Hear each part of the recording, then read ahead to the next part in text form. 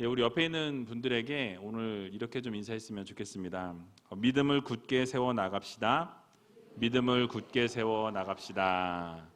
여러분 정말 믿음을 굳게 세워 나가는 여러분들이 다 되셨으면 좋겠습니다.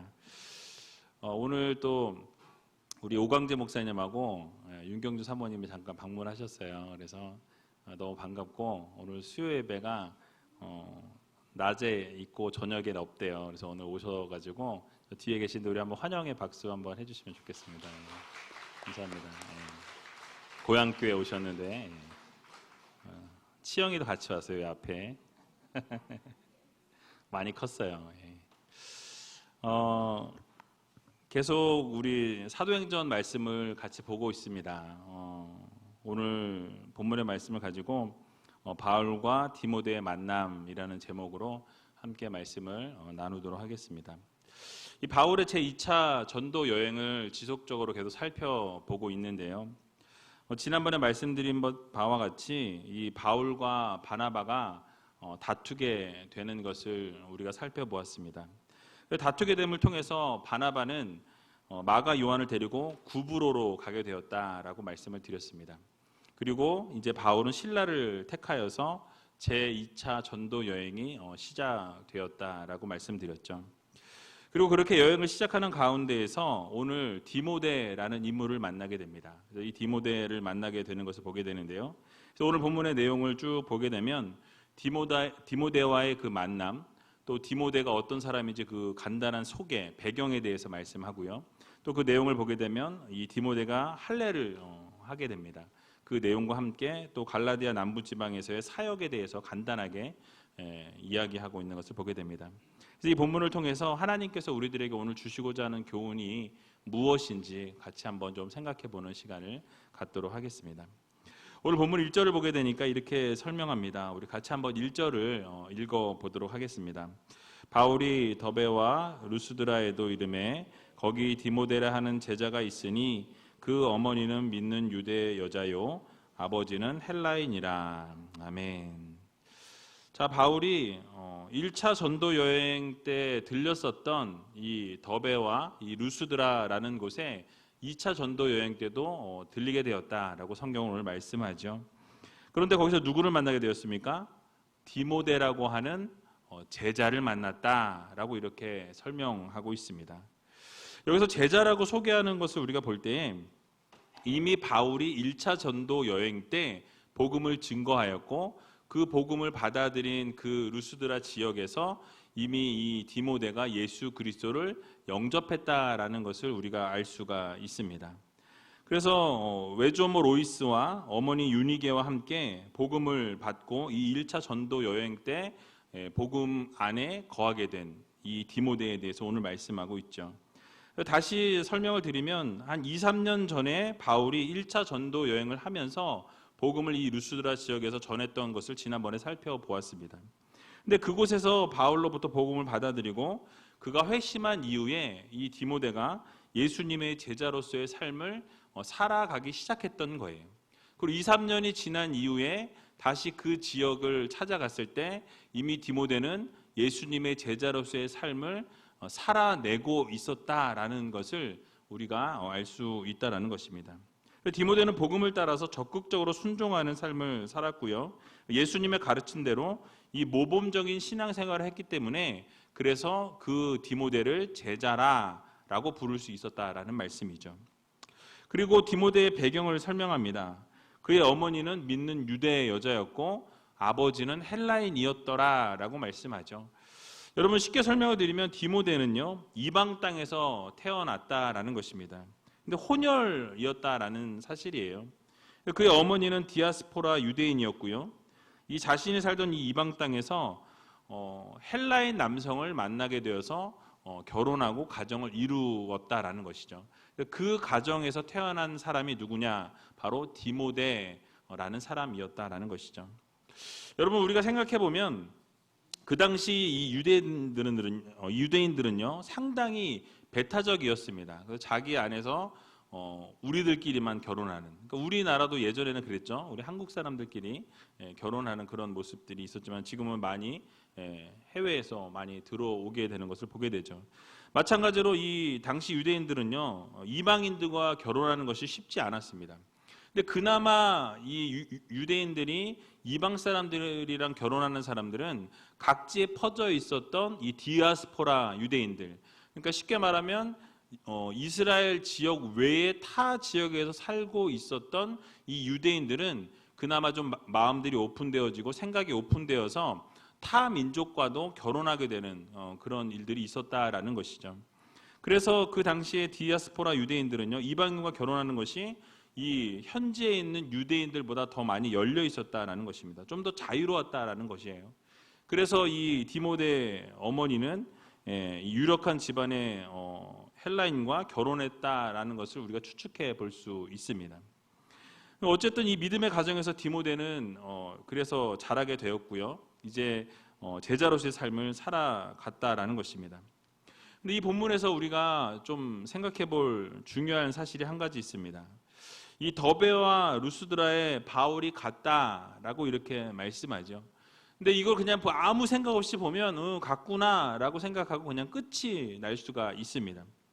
여러분, 그런데 잘 생각해 보면요, 이 루스드라라는 곳이 어떤 곳입니까? 우리가 사도행전 14장으로 가보게 되면 바울이 1차 전도 여행 때 이 루스드라에서 문제가 있었어요. 바나바와 함께 전도 여행을 하면서 나면서부터 안진뱅이였던 사람을 고친 지역이 바로 이 루스드라라는 지역이었습니다. 여러분 뭐 기억이 나시는지 모르겠어요. 뭐 너무 또 새로운 이야기일 수도 있고, 이 바나바와 함께 이 루스드라는 지역에서 안진뱅이를 고치면서 그곳에 있는 사람들이 그 고치는 것을 보고 뭐라 그랬죠? 허메와 뭐 이 신 그 제우스와 헤르메스가 어떻게 됐다? 임재했다. 이렇게 얘기하면서 신으로 이렇게 바울과 바나바를 섬기려고 했던 지역이 바로 이 루스드라라는 지역이었습니다. 그런데 여러분, 유대인들이 와서 그 회방하게 될 때 어떻게 되죠? 방금 신으로 섬기려고 했던 이 사람들이 바울을 어떻게 했죠? 돌로 쳐 죽였다라는 거예요. 거의 죽을 만큼 돌로 쳤다라고 성경은 말씀하고 있습니다.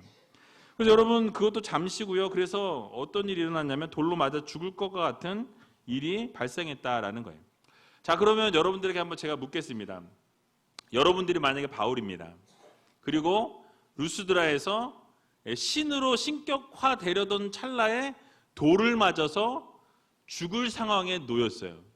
거의 죽게 되어서 내쳐졌다가 거기서 겨우겨우 살아서 돌아왔습니다. 근데 제 2차 전도 여행을 지금 가는데 지금 가야 될 곳이 어디예요? 루스드라입니다. 가시겠습니까? 안 가시겠습니까? 아니, 여러분들이 지금 바울 말고 여러분들이 만약에 바울이라면 가시겠냐라는 거예요.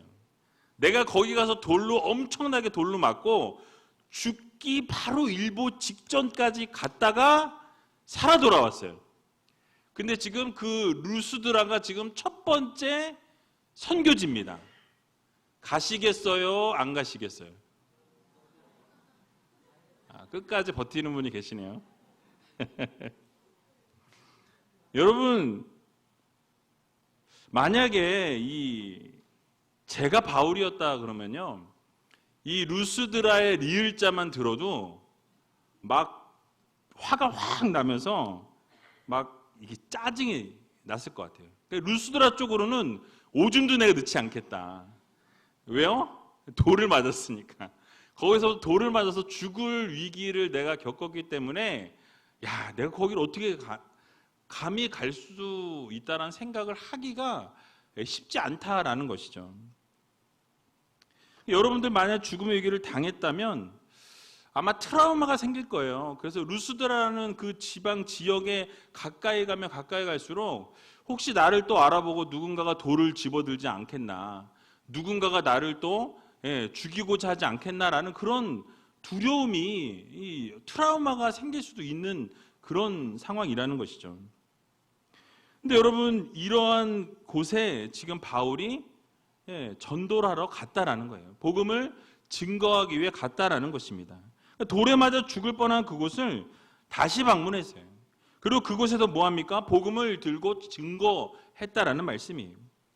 여러분, 어쩌면 다시 그런 일을 당할지도 모릅니다. 어쩌면 돌을 또 맞을지도 몰라요. 또 죽을지도 모르는 상황 가운데 놓일 수도 있는 환경에 노출되어 있는데 지금 뭐 하는 거예요? 그럼에도 불구하고 복음을 들고 그 자리에 섰다라는 것입니다. 그러니까 루스드라라고 하면 진절머리가 나서 가고 싶지 않을 텐데 바울은 한 가지만 본 겁니다. 한 가지. 그 한 가지가 뭐예요? 바로 복음 증거. 예수 그리스도를 전파한다라는 그 사명 하나 바라보면서 그 루스드라를 향해 나아갔다라는 거예요. 그래서 바울은 사도행전 20장 24절을 보게 되면요, 이렇게 말씀합니다. 나의 달려갈 길과 주 예수께 받은 사명 곧 하나님의 은혜의 복음 증거하는 일을 마치려 하면은 나의 생명을 어떻게 해요? 조금도 귀한 것으로 여기지 아니하노라 라고 말씀하고 있습니다. 그러니까 내 생명을 뭐를 위해서 걸겠다는 거예요? 복음을 증거하는 것에 걸겠다라는 거예요. 그리고 그 말뿐이 아닌 실제적으로 자신이 그 사역을 위해서, 복음 증거 위해서 생명을 걸고 루스드라라는 지역에 가서 동일하게 복음을 증거하는 놀라운 기적의 역사를 이루어냈다라는 사실이에요. 자신의 생명을 조금도 귀한 것으로 여기지 아니하고 결단하고 몸소 실천해 보여준 것이었다라는 것입니다. 여러분, 우리도 바울과 같은 이런 결단과 믿음이 필요하다라는 거예요. 여러분 또 돌에 맞을 상황에 놓일 수도 있고 욕을 먹을 상황 가운데 놓일 수도 있고 막 사람들이 싫어할 상황 가운데 혹시 노출될 수도 있다라는 사실이에요.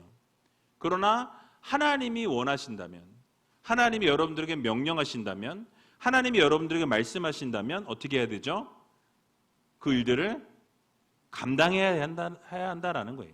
이것이 우리의 사명입니다. 지난 주일에 2달 동안 우리가 태신자들을 마음에 품고 각 목장별로 3명씩 전도하자라고 외치고 적어서 제출했어요. 지난주에 동영상 보니까 우리 장로님들 아주 잘 찍으셨더라고요. 한 목장에 3명씩 전도합시다. 아주 강하게 외치셨어요. 근데 그 외침이 그 하나의 외침으로 끝나면 된다 안 된다? 안 된다라는 거예요. 우리가 외쳤으면 어떻게 해야 돼요? 그거를 실천하기 위해서 몸부림을 쳐야 한다라는 것입니다. 그래서 이 사명을 이루기 위해서 최선을 다해야 한다라는 거예요. 혹시라도 여러분들이 지난주에 적어서 내지 못하셨다라고 한다면 적어 내지 못했을지라도 여러분들 전도하는 일에 이 2달만큼은 좀 최선을 다하시고 마음 가운데 품은 분들을 위해서 기도하셔야 한다라는 거예요. 그것이 안 된다고 하면 이 주중에 전도 사역팀에 나오셔서라도 함께 복음을 증거하는 거에 동참할 수 있는 여러분들이 되시기 바랍니다. 열매를 맺을 때까지 복음을 증거하는 거예요. 혼자 하기 힘들면 옆에 있는 분들과 함께 동참하셔서 옆에 있는 분들 할 때 서 있으셔도 그것도 은혜가 돼요. 그리고 그것도 복음을 증거하는 일이라는 거예요. 내 입이 떨어지지 않으면 옆에서 잘 전하는 분 옆에 서서 그냥 같이 전도지를 나눠주든지 함께 같이 서서 뭐 같이 이렇게 필요한 거 공급해 주든지 뭐 음료수를 따라 주시든지 여러분들이 할 수 있는 것을 최선을 다해서 복음을 증거하는 이 사역에 동참하는 여러분들이 되어야 한다는 거예요. 그래서 결국 바울이 죽음의 위기를 겪었던 그 자리를 두려워하지 않고 담대히 나아갔던 것처럼 여러분들도 복음을 증거하는 그 일에, 그 사명에 어떻게 해요? 생명을 조금도 귀한 것으로 여기지 아니하고 하나님 앞에 온전히 드릴 수 있는 저와 여러분들이 다 되시길 주님의 이름으로 간절히 축원을 드립니다. 그리고 오늘 본문 3절을 보게 되니까요, 이렇게 말씀합니다. 우리 3절 같이 한번 읽어보도록 하겠습니다.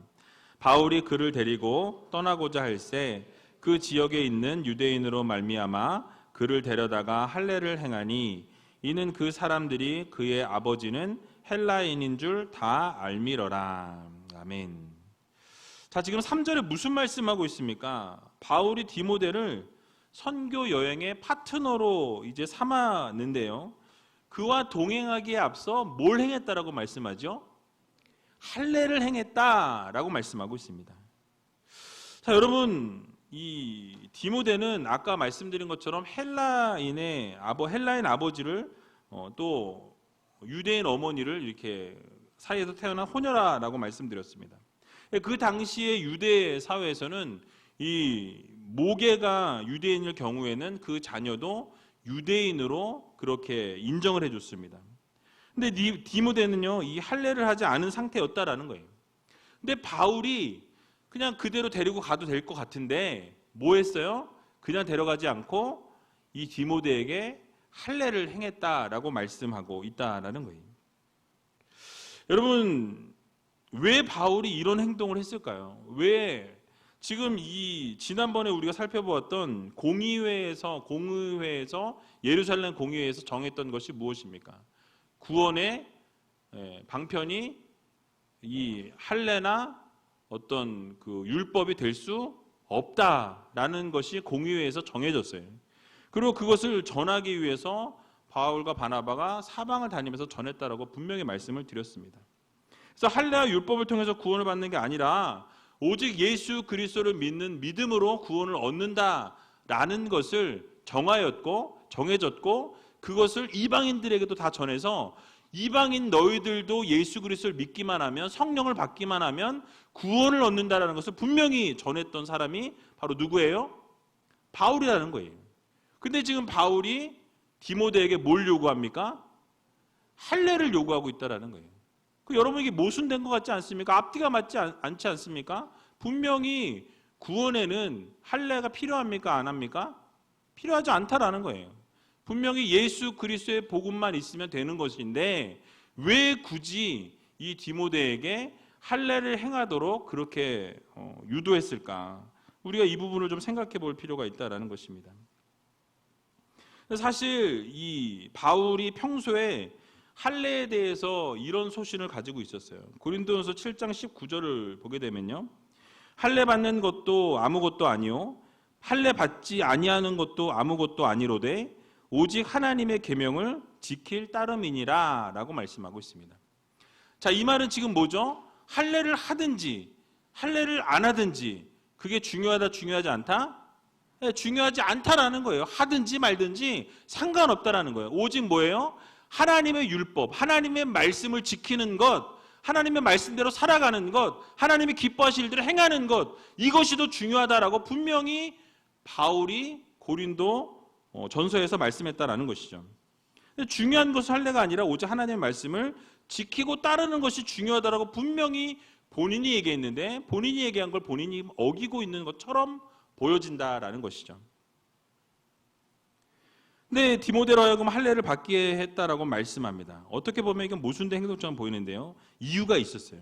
그것은 디모데가 이 유대인들의 지도자로 서는데 거칠 것이 없게 하기 위한 하나의 방편이었다라는 것이죠.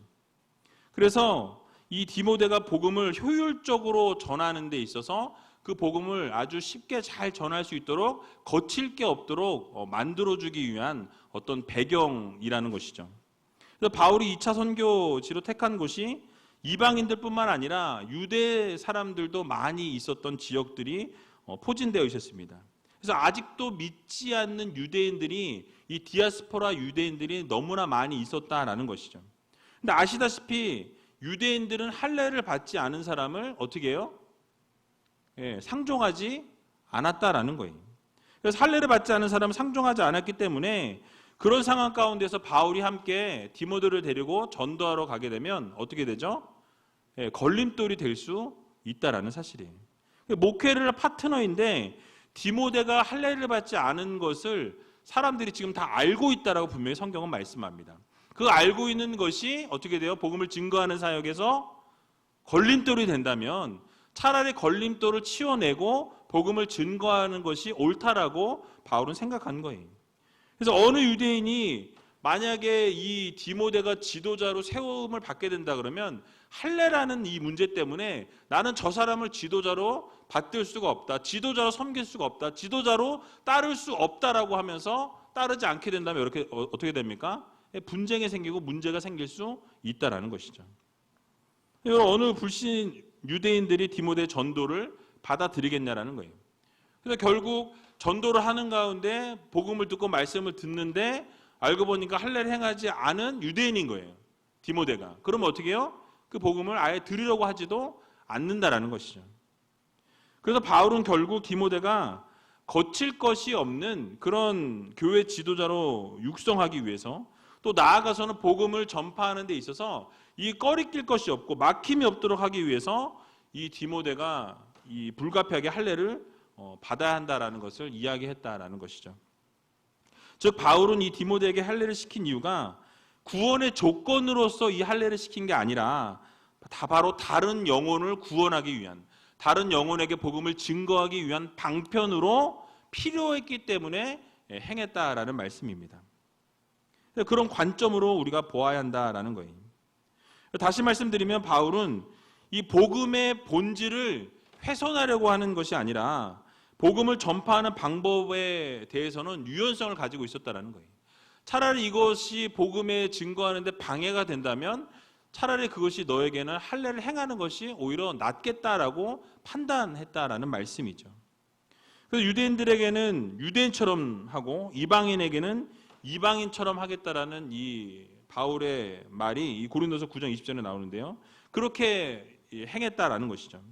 복음은 불변하지만 복음을 담는 그릇은 그 시대에 따라서 변화가 좀 필요할 때는 또 유연하게 변화가 되어져야 한다라는 것을 우리들에게 교훈하고 있는 것입니다. 복음이 변질되지 않는 한도 내에서 얼마든지 다양한 방법으로 이 복음을 전하는 시도가 이루어질 필요가 있다라는 거예요. 여러분들이 지금 복음을 증거하고자 하는 이 상대방을 생각하면서 거리낄 것이 없다면 바로 이 처해진 환경과 상황과 문화 이런 것들을 고려해서 유연한 방법을 사용할 필요가 있다라는 것이죠.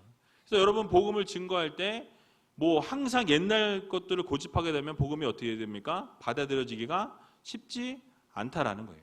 그래서 상대방이 받아들일 수 있는 좋은 방법을 가지고 상대방이 원하는 그러한 방법을 가지고 복음을 증거하는 이런 변화들은 우리들에게 필요하다라는 말씀이에요. 그래서 고린도서 6장 12절을 보게 되면 모든 것이 내게 가하나 다 유익한 것이 아니요 모든 것이 내게 가하나 내가 아무에게든지 제재를 받지 아니하리라 라고 이렇게 바울은 말씀하고 있습니다. 그래서 모든 것이 다 가하고 거치는 것이 되지 않는다면 제재를 받을 필요가 없지만 결국 복음이 아름답게 증거돼야 한다라는 이 사실에는 변함이 없다라는 말씀입니다. 이 바울의 유연한 이 모습을 우리가 바라보면서 복음을 증거하는데 거침돌이 되는 것은 우리가 제하고 또 도움이 된다라는 것은 또 우리가 받아들여서 유연하게 복음을 증거할 줄 아는 그런 우이제일교회 모든 성도님들이 다 되시길 주님의 이름으로 간절히 축원을 드립니다.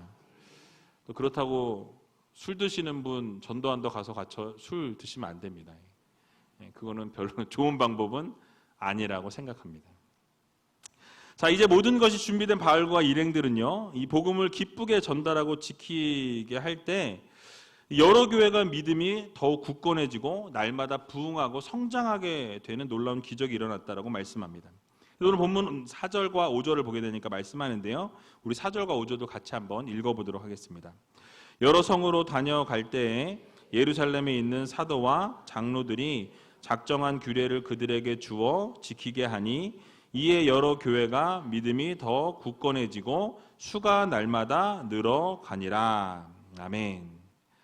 자, 바울은 디모데를 이제 동역자로 택한 이후에 이 신라와 더불어서 제1차 전도 여행을 돌았던 이 성들을 향해 나아갑니다.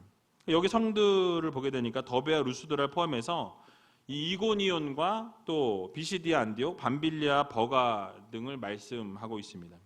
근데 이런 지역들을 방문하면서 뭘 했냐면 한 성도 빠짐이 없이 이 예루살렘 공의회에서 정해졌던 그 이야기들, 결국 작정한 규례들을 증거하고 전했다라고 말씀하고 그것을 지키게 했다라고 말씀하죠.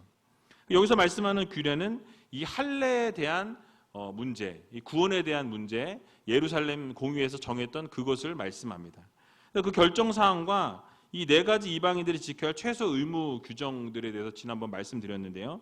이 부분들을 같이 전달하면서 함께 뭘 전했냐면 복음을 다시 한번 증거했다라는 것이죠.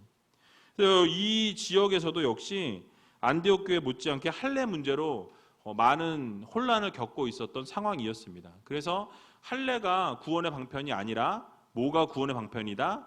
예수 그리스도를 믿는 믿음이다. 예, 그것이 가장 복음의 핵심이다. 율법이 아니라 바로 예수 그리스도가 구원의 핵심이다라는 것을 이 이방인들에게 알려주었다라는 사실이에요. 여러분, 그렇습니다. 오늘을 살아가는 우리들에게도 복음이 전달되는데 방해가 되거나 거침돌이 된다고 한다면 과감하게 그것을 좀 내려놓을 줄 아는 믿음이 우리 가운데 필요하다라는 거예요. 혹시 이 자리에 앉아 계신 분들 가운데 주변에 있는 분들을 전도하는데 이 방해가 되는 행동이나 모습이 우리 안에 있다면 우리는 그 모든 것들을 믿음으로 내려놓을 줄 아는 그런 성도들이 되어야 한다라는 것이죠.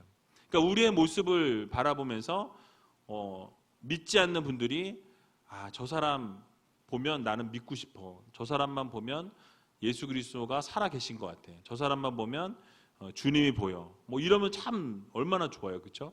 근데 저 사람만 보면 막 걸림돌이 돼. 저 사람만 보면 예수를 믿기가 싫어져. 저 사람만 보면 교회를 가려고 했는데 저 사람 때문에 내가 교회를 안 가. 근데 그런 사람이 되면 될까요, 안 될까요?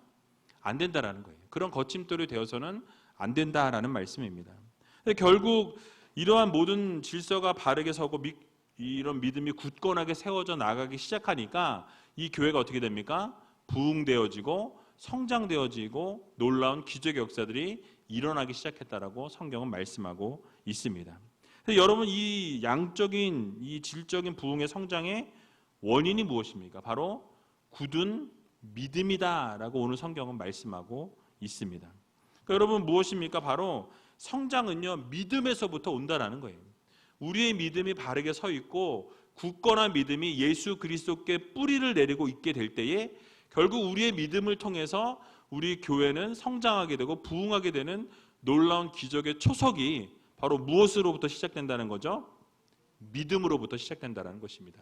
그러니까 여러분들의 믿음을 통해 여러분들의 굳건한 믿음, 흔들리지 않는 그 믿음이 결국 교회가 성장하고 교회가 부흥하고 교회가 아름답게 회복되어지는 밑거름이 되어진다는 사실을 여러분들 모두 믿으시기 바랍니다. 그래서 굳은 믿음, 또 바르게 서 있는 믿음을 통해서 이 어려움과 환난과 폭풍이 다가온다 할지라도 흔들리지 않고 그 믿음을 지켜낼 수 있게 된다는 것이죠. 결국 그 믿음을 통해서 서로 함께 교제하고 또 믿음 가진 성도들이 함께 모여서 함께 아름다운 공동체의 하모니를 이루게 될 때 결국 어떤 힘든 일들이나 어려운 일들, 좌절하고 쓰러지고 넘어지게 하는 일들이 있을지라도 그 믿음에 굳게 서 있게 되면 결국 교회는 부흥하게 되고 영적인 성장과 성숙은 일어나게 된다는 사실을 우리들에게 말씀하고 있는 것입니다. 여러분, 그래서 스데반 집사가 순교를 당한 이후에 수많은 기독교인들이 어려움을 당하게 되는 것을 우리가 계속 살펴봤습니다. 근데 고난 가운데 있었지만 그들이 믿음의 어떤 굳건한 믿음에 흔들리지 아니하고 결국 그렇게 끝까지 믿음을 지켜나가게 될 때에 어떻게 됩니까? 날로 날로 교회는 성장하고 교회는 부흥해 갔다라고 성경은 분명하게 말씀하고 있는 것을 볼 수 있다는 거예요. 결국 중요한 게 무엇이냐면 굳건한 믿음을 통해서 이 영적인 성장과 성숙이 일어나게 되고 눈에 보이는 성장과 성숙도 함께 동반된다라는 것을 여러분 모두 기억하시기 바랍니다. 그래서 골로새서 2장 5절에서 7절에 보게 되면 이렇게 말씀합니다. 이는 내가 육신으로는 떠나 있으나 심령으로는 너희와 함께 있어 너희의 규모와 그리스도를 믿는 너희 믿음에 굳은 것을 기쁘게 봄이라. 그러므로 너희가 그리스도 예수를 주로 받았으니 그 안에서 행하되 그 안에 뿌리를 박으며 세움을 입어 교훈을 받은 대로 믿음에 굳게 서서 감사함을 넘치게 하라라고 말씀하고 있습니다. 결국 믿음이 없이는 뭐예요? 하나님을 기쁘시게 할 수 없다라는 거예요. 결국 굳은 믿음을 통해서 이게 뿌리를 내리고 아름답게 뿌리를 박고 깊이 있는 믿음으로 세워지게 될 때 아름다운 열매와 영적인 성장과 성숙은 함께 일어나게 된다라는 이 사실을 여러분들 모두 기억하시기 바랍니다. 그래서 오늘 이 밤에 우리는 하나님 앞에 구해야 될 것이 있어요. 무엇입니까? 굳은 믿음이에요. 어떤 시련과 환난과 어려움이 찾아올지라도 이 믿음이 절대로 흔들리지 아니하고 하나님을 바라보고 예수 그리스도를 바라보고 끝까지 그 믿음을 지키고 나아가게 될 때 결국 하나님께서 우리들에게 주시는 것은 우리의 영적인 성장과 성숙과 뿐만 아니라 우리 우이제일교회의 아름다운 부흥의 역사도 함께 허락해 주신다라는 이 사실을 믿으시고 오늘 이 밤에 구해야 될 것은 하나님 굳건한 믿음을 주시옵소서. 내가 어떠한 환경과 어떠한 어려움에 내가 노출되어질지라도 그 환경 가운데서도 좌절하고 쓰러지고 넘어지는 우리가 아니라 그 굳은 믿음으로 예수 그리스도께 뿌리를 받고 놀라운 아버지 하나님의 사랑 안에 거하게 될 때 결국 우리의 삶에 풍성한 은혜가 있게 되고 열매가 있게 된다는 이 사실을 여러분 모두 믿으시고 정말 주님 앞에 오늘 기도할 때 하나님 굳건한 믿음 주시옵소서. 지금 흔들리고자 하는 그 상황 가운데 놓여 있는 분들은 정말 굳건한 믿음으로 이 모든 것을 뛰어넘을 수 있는 믿음을 달라고 기도하셔서 오늘 이 밤에 하나님께서 주시는 확신을 가지고 집으로 돌아갈 수 있는 저와 여러분들이 다 되시길 주님의 이름으로 간절히 축원을 드립니다.